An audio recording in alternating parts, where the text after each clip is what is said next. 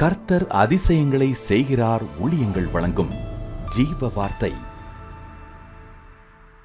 இந்த நாளிலும் கர்த்தருடைய ஊழியக்காரன் உங்களை மனதார வாழ்த்துகிறேன். நீங்கள் ஆசீர்வதிக்கப்பட்டவர்கள், கர்த்தருக்கு விசேஷித்தமானவர்கள். கர்த்தர் உங்களை பெரிய காரியங்களை காண செய்ய போகிறார். பிறந்த நாளை காண்கிற அனைவரையும் இயேசுவின் நாமத்தில் வாழ்த்துகிறேன். திருமண நாளை காண்கிற அத்தனை குடும்பங்களை வாழ்த்துகிறேன். உங்களை கர்த்தர் உயர்த்துவார். சோர்ந்து போகாதீங்க. வீட்டுக்கும் சந்தோஷமாய் மாறும். இந்த நாளில் ஜீவார்த்தைக்கான வசனத்தை வாசிக்க கேட்போமா?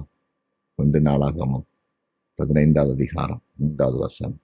அப்படியே கர்த்தருடைய பெட்டிக்கு தான் ஆயத்தப்படுத்தின அதன் ஸ்தலத்திற்கு அதை கொண்டு வரும்படி தாவீது இஸ்ரவேலையெல்லாம் எருசலேமிலே கூடி வர செய்தார். தாவீது எருசலேமிலே எல்லாரையும் கூடி வர செய்தார். இன்றைய ஜீவார்த்தின் தலைப்பு கூடி வருவீர்கள். கூடி வருவீர்கள். பாருங்க, கர்த்தருடைய பெட்டி எருசலேமுக்கு வருகிறது. இந்த காரியத்து நிமித்தம் எல்லா இஸ்ரவேலர்களையும், அந்த இஸ்ரவேலர்களை எருசலேமில் எல்லாத்தையும் ஒரே கூட்டமா கூடி வர செய்தான். எல்லாம் கூடி வந்தாங்க. எவ்வளவு பெரிய மகிமையான காரியம். இன்றைக்கு ஆண்டவங்களோடு கூட பேசி கொண்டிருக்கிறார். அநேகர் ஒன்றாய் கூடுவது எவ்வளவு பெரிய பாக்கியம்.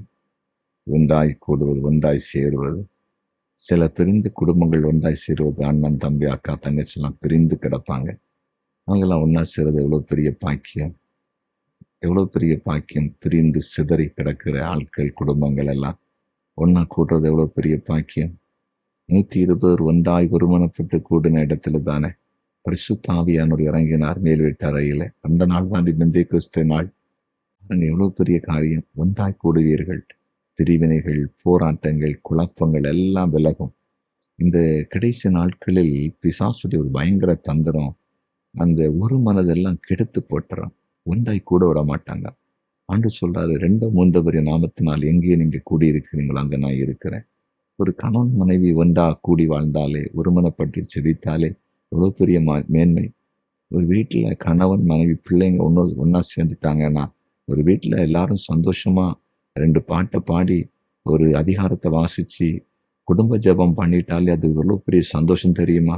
அந்த வீடு தான் ஆசீர்வதிக்கப்பட்ட வீடு. கர்த்தர் அப்படிப்பட்ட காரியத்தை செய்ய போகிறாரு. போராட்டங்கள், பிரிவினைகள், குழப்பம் எல்லாம் விலக போகுது. ஒன்றா கூட போறீங்க. கர்த்தருடைய பெட்டி வரும் பொழுது எருசலேமில் எல்லாரையும் ஒன்றாய் தாவீது கூடி வர செய்ததை போல கர்த்தருடைய நாமத்து நிமித்தம் எல்லாம் ஒன்றாய் கூட போறீங்க. அதிசயம் நடக்க போகுது. விசுவாசிப்பீங்களா? ஜெபிப்போமா? ஜெபிக்கலாம். நன்றி தகப்பனே, உம்முடைய பிரசன்னத்துக்காக நன்றி. ஆண்டவரே, சிதறி கிடக்கிறவர்களை ஒன்றாய் கூடி வர செய்யுங்கப்பா. போராட்டங்கள் விலகட்டும். அதிசயம் நடக்கட்டும். வியாதிஸ்தர்களுக்காய் ஜெபிக்கிறேன். இப்பொழுது தேவ பிரசன்னம் இறங்கட்டும் என்று ஜெபிக்கிறேன். அற்புதமான சுகமளிக்கிற வல்லமை இறங்கட்டும். பொல்லாத பிசாசு விதைத்த அத்தனை வியாதிகளை விலகட்டும். எவருடைய சரீரத்திலே பருக்களை போட்ட பிசாசு உடைய பிள்ளைகளுடைய சரீரத்தில் வியாதிகளை விதைத்திருப்பான். ஆனால் இப்பொழுது அந்த வியாதிகள் வெளியேறி போவதாக. வியாதிகள் விலகட்டும் என்று ஜெபிக்கிறேன். ஒரு தெய்வீக அக்கினி இறங்கட்டும். ஒரு தெய்வீக விடுதலை இப்போது உண்டாகட்டும் என்று ஜெபிக்கிறேன். கேன்சர் குணம் ஆகட்டும் இயேசுவின் நாமத்தினால். இப்போது யாரு கேன்சரோடு கஷ்டப்படுறாங்களோ அவங்க விடுதலை அடைவார்களாக. கிட்னி பிரச்சனை விலகட்டும். ஆண்டவரே, வாதம் விலகட்டும். திமிர்வாதம் விலகட்டும் என்று ஜெபிக்கிறேன். விலகட்டும் அப்பா. ஆண்டவரே, மன குழப்பங்கள் விலகட்டும். அதே போல பிரிந்த குடும்பங்கள் இணையட்டும் என்று ஜெபிக்கிறோம். வேலையில்லாதவர்களுக்கு வேலையை கொடுங்கப்பா. வேலை இழந்தவர்களுக்கு நல்ல வேலையை கொடுக்கும்படியாய் ஜெபிக்கிறோம். நஷ்டமடைந்தவர்களுக்கு லாபத்தை கொடுங்க. தொழில் பண்றவங்களுக்காய் ஜெபிக்கிறேன். எல்லாரையும் ஆசீர்வதிச்சிருங்கப்பா. கர்த்தருக்கு ஊழியம் செய்கிற தேவ பிள்ளைகளுக்காக விசேஷமாய் ஜெபிக்கிறேன். ஊழியத்தை மேன்மைப்படுத்துங்க. கிருபை சூண்டுகொள்ளட்டும். வல்லமையில நிரப்பும்படியாய் ஜெபிக்கிறேன். நீர் ஜெபத்தை கேட்டிருந்ததற்காய் ஸ்தோத்திரம். இயேசுவின் நாமத்தில் பிதாவே. ஆமென், ஆமென், ஆமென்.